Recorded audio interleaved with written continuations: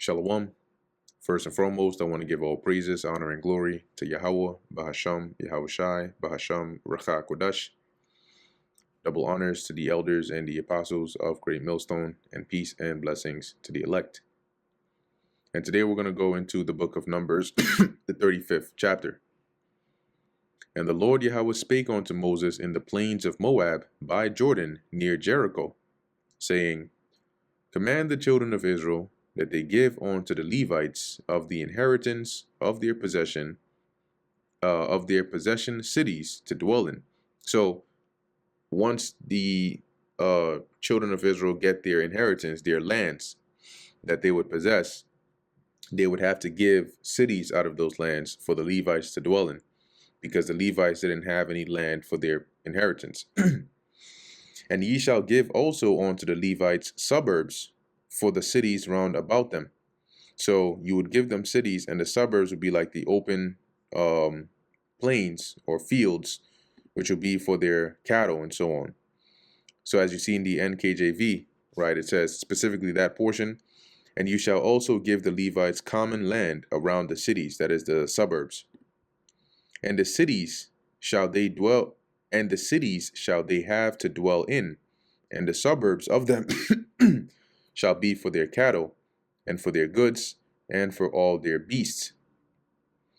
And the suburbs of the cities which ye shall give unto the Levites shall reach from the wall of the city and outward 1,000 cubits round about. So within a portion, right, let's say the land of Ephraim, for example, if Shiloh was the city that was given to the Levites, you would, from the walls of that city outward, north, west, east, and south, you would count 1,000 cubits, and all that region, all that range around it would be considered the suburbs or the open lands for their cattle, right? Or for them. So as it says here, where we at, and the suburbs of the cities which ye shall give unto the Levites shall reach from the wall of the city and outward 1,000 cubits round about. All right, so the east, the north, the west, and the south from that city, any 1,000 cubits outward of it, that region would be considered the suburbs for that city. And ye shall measure from without the city on the east side 2,000 cubits, and on the south side 2,000 cubits, and on the west side 2,000 cubits, and on the north side 2,000 cubits. And the city shall be in the midst. This shall be to them the suburbs of the city. So they would have 1,000 cubits from the walls of the city, okay, and 1,000 cubits inward. Okay, let's see if this would be a bit clearer if we read it in there. Okay, here we go.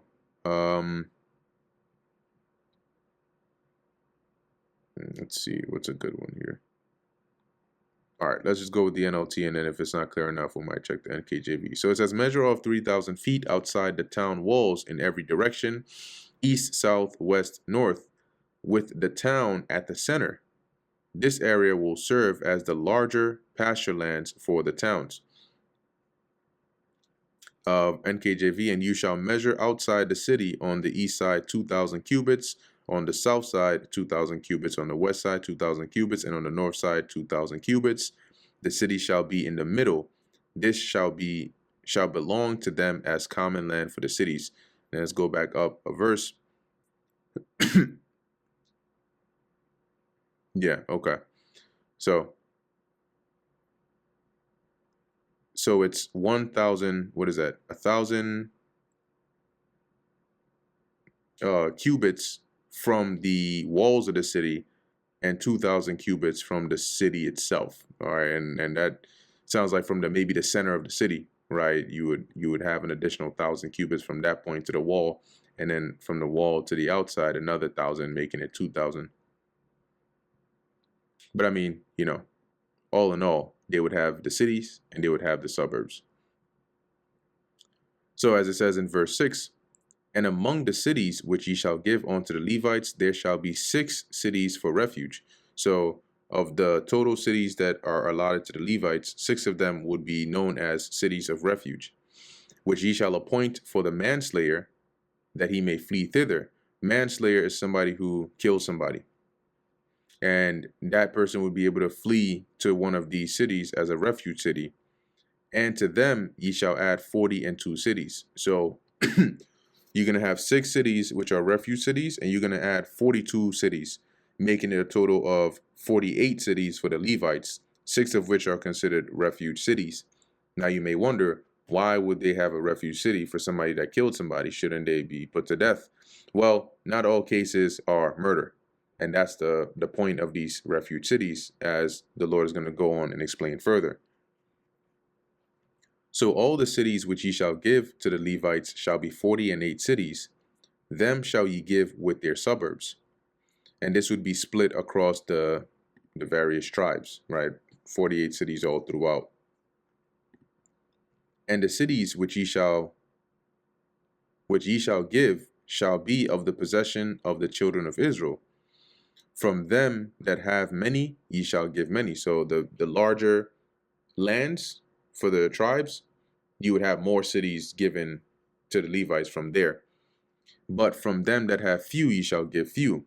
Everyone shall give of his cities unto the Levites according to his inheritance which he inheriteth. So if you had a huge portion of land, like I just explained, you would give more cities of your land than somebody who had a smaller portion. And the Lord spake unto Moses, saying, Speak unto the children of Israel, and say unto them, When ye become over Jordan into the land of Canaan, then ye shall appoint you cities to be cities of refuge for you, like we just mentioned above, that the manslayer may flee thither, which killeth any person at unawares. So you accidentally kill somebody. It happens, right? You're in the forest chopping wood. You swing, the the metal part of the axe flies off, hits somebody next to you in the head, and they die, right? The person is dead. It wasn't intentional. So you can flee to one of these refuge cities, as it says, verse 12, and they shall be unto you cities for refuge from the avenger. The avenger is a relative of the deceased who is seeking revenge. He wants to put you to death for the murder or the killing of their loved one.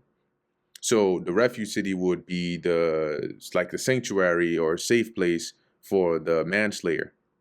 So it says here that the manslayer die not until he stand before the congregation in judgment. So until he stands trial, that's what these refuge cities are for.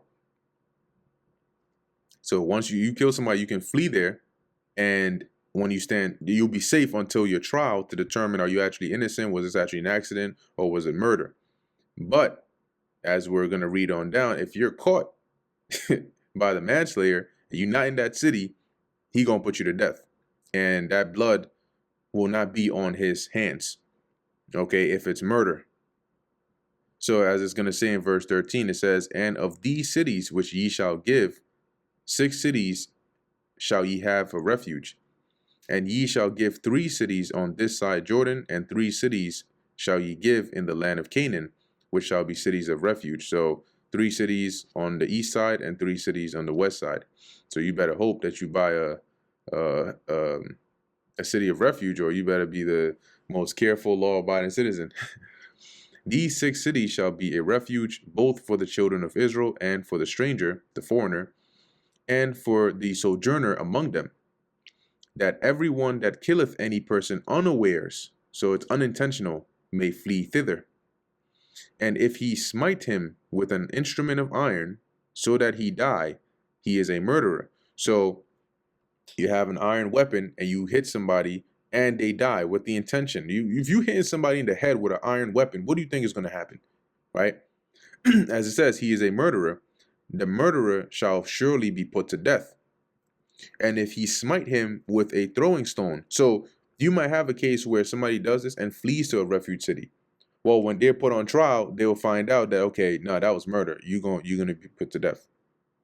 And if he smite him with throwing a stone wherewith he may die, and he dies. So you throw a stone at somebody with the intention, as it says, wherewith he may die, and it hits the person and they actually die, he is a murderer. The manslayer here is a murderer. The murderer shall surely be put to death. Or if he smite him with an hand weapon of wood, a handheld weapon of wood, whereby he may die, and he die. So once again, you have the intention of you hitting him hard enough to kill him, and they die. He is a murderer. The murderer shall surely be put to death. The revenger of blood himself shall slay the murderer. And the revenger of blood is the once again the avenger, right? The relative of the one who was murdered. And they would do the killing blow, right? They would avenge their deceased. As it says, when he meeteth him, he shall slay him. But if he thrust him of hatred, that's like to push him, or hurl at him by lying in wait. Hurl is to throw something at him. By lying in wait, that he dies. So you were seeking the proper opportunity, you planned it, and then you threw something at him, and then it hit him, and the person died. Or in enmity, smite him with his hand. That enmity is like hatred or contention, and you get into a back and forth, and then you hit him with your hands, so you kill him with your bare hands, basically, right? That he die. He that smote him shall surely be put to death, for he is a murderer. The revenger of blood shall slay the murderer when he meeteth him. But if he thrust him suddenly without enmity, or have cast upon him anything without lying of weight. So when if he pushed him, right, accidentally, or or actually, let me go into that word. Let's go into that word, thrust. Okay, there you go. So to push, to cast away, to expel, right? So you push that dude somewhere. It says suddenly without enmity, right? So it's an accident, or have cast upon him anything without lying of weight, or a stone, or with any stone. So you threw something, but it wasn't intentional to like harm somebody. Whether it was a stone, right, wherewith a man may die, seeing him not, and cast it upon him. So you threw it, but you didn't see the person, and it hits them, and they end up dying, right? That he died. And he was not his enemy, neither sought his harm. So this wasn't like you guys had beef, or you guys were on bad terms, and this person was seeking, your hurt. This was just an accident. Then the congregation shall judge between the slayer and the revenger of blood according to these judgments. So the congregation or the assembly would judge the matter and find out, is it murder or was it an accident? Because if you look at it, right, more than likely the avenger is in the same city as the one who was deceased, as though and likewise the one who accidentally killed him, right? In a general case here. So the congregation or the assembly would look at the matter, and then they would decide between the two. And the congregation shall deliver the slayer out of the hand of the revenger of blood. So they'll say, nah, you can't actually put him to death. And the congregation shall restore him to the city of his refuge. So, because if this happened in a place there where the city of refuge is not there or near, then when the congregation decides, okay, this person is innocent, they're going to escort him to the city of refuge where he will be safe, whither he was fled. And he shall abide in it unto the death of the high priest, which was anointed by the holy oil. So once you're in that city of refuge, you got to stay there until that high priest dies. But if the slayer shall at any time, which is the one who killed the other person, come without the border of the city of his refuge, whither he was fled. So if you, for whatever reason, leave that the confines or the border of that city of refuge, and the avenger of blood find him without the borders of the city of his refuge, and the avenger of blood kill the slayer, he shall not be guilty of blood. So they take you to the city of refuge, you stay there for 5 years, the high priest is still alive, you leave, you come back, the avenger, right, the one whose relative you killed, finds you and is like, oh yeah, it's over for you, and he kills you, he's not going to be guilty of murder. As it says, verse 28, because he should have remained in the city of his refuge until the death of the high priest, because that's what the law said. That was the way you would handle this matter. So you took your life into your own hands and you risked it and you failed. But after the death of the high priest, the slayer shall return into the land of his possession.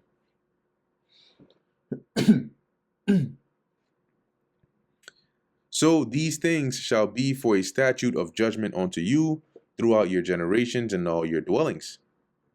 Whoso killeth a person, the murderer shall be put to death. The killeth here would be murder. If you murder someone, the murderer shall be put to death by the mouth of witnesses, but one witness shall not testify against any person to cause him to die. So you need witnesses, but you can't take the word of just one witness and it has somebody be put to death off of that. You can't do that. You need at least two witnesses.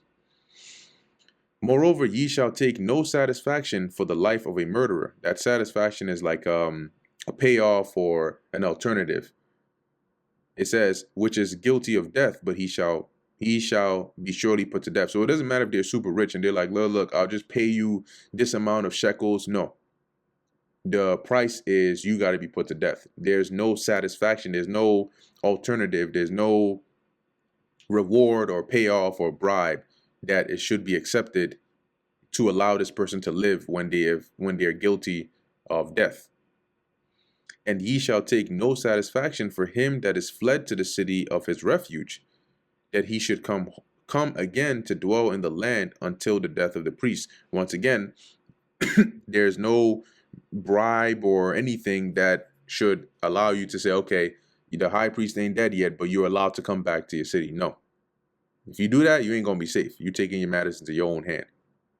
So ye shall not pollute the land wherein ye are, for blood it defileth the land, and the land cannot be cleansed of the blood that is shed therein, but by the blood of him that shed it. So if an innocent person is slain or murdered, the land is polluted, and the blood of the murderer has to be shed to cleanse that land.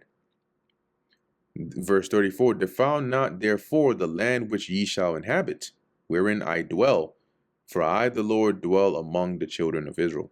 And that brings us to the end of the book of Numbers, the 35th chapter. Lord willing, that was edifying to the elect. In closing, I want to give all praises, honor, and glory to Yahweh, Bahasham Yahushai, Bahasham Racha Kodash. Until next time, Shalom.